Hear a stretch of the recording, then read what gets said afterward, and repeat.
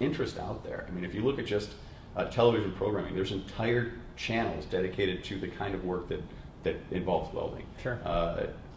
You look at Discovery Channel, you look at Velocity Network, you look at the Speed Network. TV stations aren't dumb. They wouldn't be putting this programming out there if there wasn't consumers for it, if they couldn't sell advertising for it.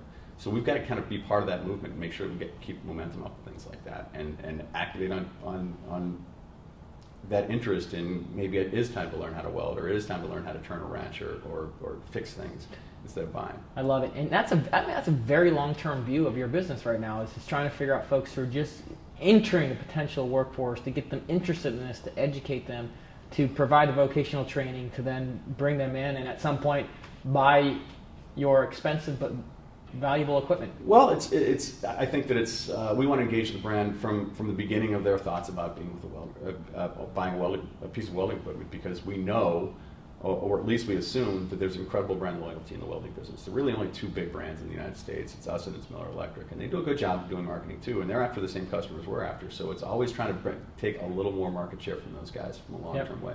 I like the idea of creating more market share than taking market share away from them. Rising tide lifts all boats, right? Exactly. And if we can take a little more market share, or build a larger market and take a little bit more of that market from our competitors, then I think we have to have a long view that way. Yeah, we have to have a short-term view, but you've got to have a long view too.